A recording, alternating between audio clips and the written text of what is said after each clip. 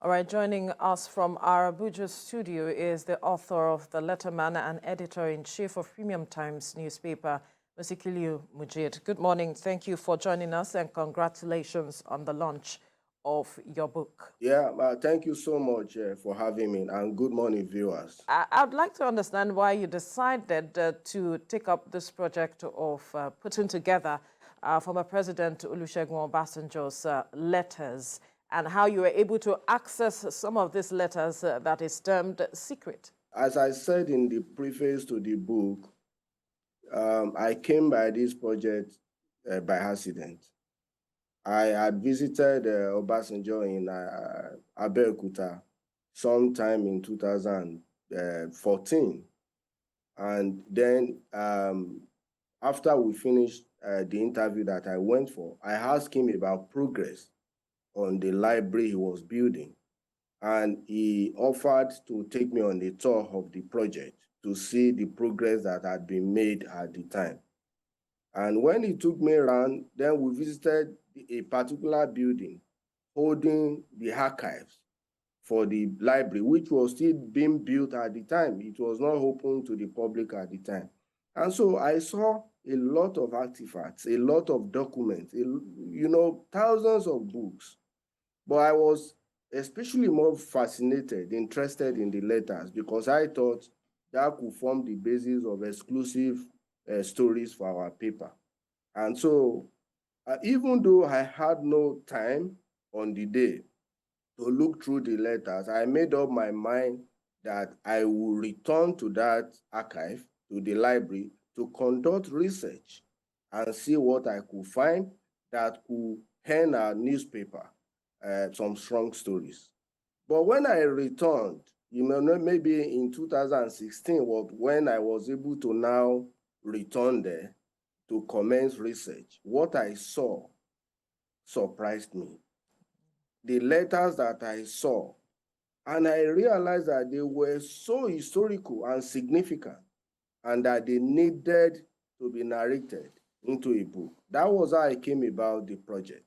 But also, although I saw some of the letters from his library, a lot of the letters I collected from other sources, from people he wrote to, from people who wrote to him, and at times from databases, some online databases, some from books.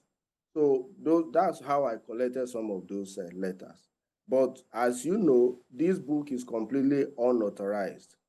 Obasanjo was not aware I was writing a book on him. And so he himself was surprised when I took copies to him about a week ago. Well, it's interesting that this compilation is done, because Obasanjo's epistolary profile is not only secret but also public. Some of us lived with the letters as they came out, and there were counter punches as well. But what I want to ask you first is, tell us which of the letters surprised you. Of course, you just said that most of the letters were public. You are true. So a lot of those letters were public at the time they were written. From the letters, especially beginning from the letters he wrote to Awolowo, the exchanges they had after the 1979 elections. And some of the letters that the one he wrote to Jonathan, the ones he wrote to Buhari, but a large part of the letters in my book have never been publicly seen. For instance, the letters that he wrote to Gowon during the Civil War have never been seen by anyone before now. And it was in fact, it was that letter that made me to say, look, there is a lot of history to be told here. He was basically scolding his superiors about the handling of the war and how they were not serious about winning the war, how they failed to do what were the things that were necessary to win the war. Yet he was just a colonel he was really candid in the letters, speaking with the chief of army staff, his superior in army headquarters, and then the commander-in-chief. They were really surprising. There were a lot of other letters. There were letters he wrote to the then military administrator of Rivers State, Dete Spiff. Those letters, I'm not sure, have ever been seen. In fact, there were letters. I realized that Obasanjo was also interested in sports. There were letters he wrote to J.J. Okocha. There were letters he wrote to Serena Williams. I'm not sure those letters have ever been seen. A lot of the letters he wrote to Jimmy Carter. Some of the letters he wrote to Peter Botha of South Africa during the apartheid struggle. I'm not sure those letters have been seen. The one he wrote to Margaret Thatcher, and a lot of other letters that he wrote. For instance, this book will provide a clearer insight about his disagreement with Alabi Sama during the Civil War. So there are indeed several letters that have been seen before, and I didn't dwell much on the letters that have been seen before. For instance, there was a letter he wrote to the late Senator Ibrahim Mantu, who was said to be one of his core loyalists and who championed the so-called third term plot for him. Very candid letter. I'm not sure it's been in public domain. I'm not too sure how many people have seen it. So there are so many letters in the book. About the significance, because earlier you said that you decided to delve into this project because you saw the significance in some of the letters. Could you just quickly speak to us on that? Yeah, it's so significant because, for instance, I spoke about the letters to go on. The letters to go on offered us a rare insight into even into the Civil War, the kind of insight we've never got, especially from the federal side, to see how even the Nigerian Army itself battled within itself about what to do about winning the war and what needed to be done, what was not done, and the kind of altercations between army officers during the time. It's so significant. It's part of our history that we needed to know. There were letters until now. He wrote some letters to Ibrahim Badamasi Babangida, several letters. You will recall that during the Obasanjo regime, when he was president, he championed debt relief for Nigeria. Of course, it became clear that Obasanjo had enough knowledge about how to secure debt relief for Nigeria long before 1999 when he came to power. You could see the kind of letters he exchanged with Ibrahim Babangida on the matter. And then you could see that he wrote Babangida a very interesting letter where he was basically telling him, stop digging, just go, just leave. You have messed the country up. You have annulled the election. You just go, you must go. I'm sure no one, I didn't know about it. I don't know if Sam Omashe, who is a more senior colleague to me, maybe he saw the letter, but I'm not sure anyone had seen that letter before. And that is historically significant, because a few people perhaps believe that Obasanjo was not enthusiastic about fighting the annulment of the June 12th election. So there were letters he wrote to. Now you could see that Obasanjo is very protective of his integrity. Mr. Mojeed, you were talking about the fact that the former president was conscious of his, I think, integrity while writing some of these letters. So you can go ahead with regards to the significance of these letters. So I was saying that the former president was really protective of his integrity. He believed he had done the right thing for the country. And so when the Shagari regime took over, he handed over to the Shagari regime in 1979. And when afterwards, there were talks that certain contracts were inflated and all of that. And the regime tried to set up a panel to investigate some of the contracts that were awarded by the Olusegun Obasanjo regime. And he wrote a letter, a very interesting letter to Shagari at the time. So these letters are very important. Now, of course, there were exchanges. I won't call that exchange, but there are letters that Ojukwu wrote to him, because this is just not about the letter that he wrote. There are also letters that he received. And this gave us insight into when and how Ojukwu began, to try to return home from Ivory Coast, where he was on exile. So you could see the letters that Ojukwu wrote, asking to be admitted, to be allowed to return to Nigeria. And you could see the wordings of the letter and how. So there are also letters that he wrote from prison. So you could see the thinking of the man. So what this book overall help us to do is to see the Obasanjo personal, to see who Obasanjo really is, from when he was in his 30s, through when he was in his 40s, through when he was in his 50s, until the current time. And you could notice that there's a consistency in the way he behaved. And these are classic letters written by him, not written for him by anyone.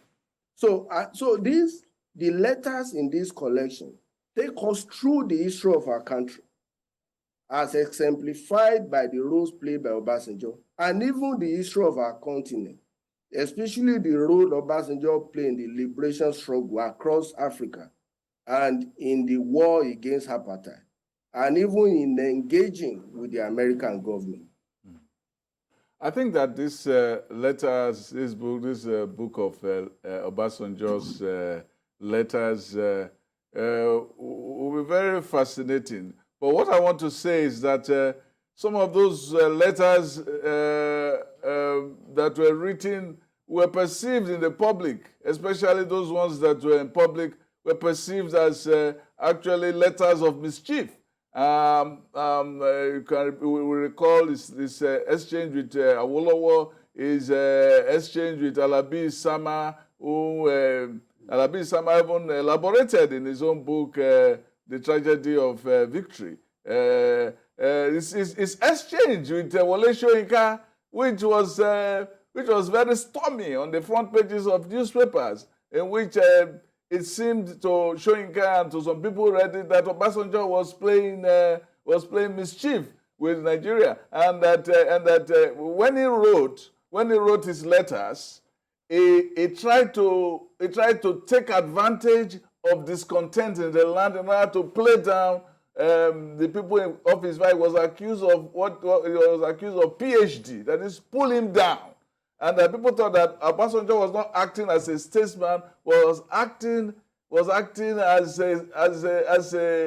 a mischief maker in statecraft and so on. How would you respond to this? Because Soyinka would not see it as sincere, and Awolowo didn't see Obasanjo's intervention as Awolowo came back, storming back against Obasanjo, as Soyinka stormed back against him. And then he wrote one when he said, during SAP, he said it was a letter about human extremities. He said, we want SAP with human face. Then this person, Aikobu, said, we have read your letter where we'll come up with SAP with human leg, with human ear, with human... trying to mock him. It was a very interesting time. So people think that Obasanjo wrote letters even recently. I don't know whether those are there. I'm looking forward to looking at the book and even writing about it and psychoanalyzing it. Even wrote letters as recent as the time of Jonathan and Yaradua, and so on, where people thought that, look, this man, when you run out of favor, then all you do is go to your pen and write and then publish it. That it was even an act of vanity. Yeah, yeah. So I get your point. So the point you are making is what a lot of people have made in the past, that some of the letters appear to be born out of mischief and all of that. But so this helps us. What the book helps us to see is that there is a consistency in the man. We see that this is not just about mischief. That is who Obasanjo is. It's not when he has fallen out of mischief or favor, when people are falling out of favor or he couldn't access people. The man just likes to, say it as it is. And that's the point that I'm making. Even when he was just an army officer, beginning from when he was GOC, he will say these things. Whatever he feels, he will express whatever he believes, his conviction, his values. He will challenge authorities. For instance, let me give you an example. There is a letter you will see in this book where I think it was a Major General Hupo, who was at the rear in army headquarters in Lagos. And then Obasanjo was at the war front. And then the Major General enrolled for a part-time law study at the University of Lagos. And Obasanjo wrote to him. I'm sure at that time, I think it was either the Nigerian or Daily Times, wrote about that the man was excelling in his academics at the University of Lagos. He was doing very well. So Obasanjo wrote to him and said, look, you are a major general, a very senior officer. A war is raging in your country. Why will you be enrolling in school when a lot of your colleagues are at the war front, fighting to salvage the territorial integrity and sovereignty of Nigeria? Yeah, of course. Maybe that is one of the reasons. So the point that I'm making is that the man just does not like to keep quiet. And you could see that. So you could see that this is a man who likes to intervene, to suggest solutions to whatever problems he thinks, society is facing at the time. So, of course, a lot of these letters have been very controversial. And in my book, I did not say whether one letter is appropriate or is inappropriate. All I did was to present the letters, provide historical analysis for them, and all of that. But this book helps us to see that Obasanjo has been pretty consistent in a lot of the things that he does, even today. Well, it's very interesting that you did that because, it belongs to the age of letter. It's in a sense, let me not mock him, it's a man of letters. But what I want to say is that these days, people don't write letters. People just do email, do text messages, or call you on phone. It is an art that is dying. Do you think so? Well, that's one of the issues people raise. It's a dying art, to be honest. And it's an art that we should resuscitate. The art of today, people write in shorthand. Even kids who should learn proper English are no longer able to write. People graduate from elementary school now unable to write letters. That was not the case in our time, at least, of course, not too long ago. Before we left elementary school, we were able to write decent letters. And we carried on then to learn other more complicated essay writing techniques in secondary school. So letter writing helps people to even form their thoughts, to say things the way they want, to express themselves, and is an art that is dying, but it's one that we should really encourage. Of course, this is a different age. Twitter is here, email is here, and all of that. But whatever the case, we should encourage young people to learn the tradition. We should try to find a way to re-establish the letter writing tradition. All right. We have to leave the conversation here now. Musikilu Mojeed, the author of the Letterman book and editor-in-chief of Premium Times newspaper, thank you for your time on the program. Thank you.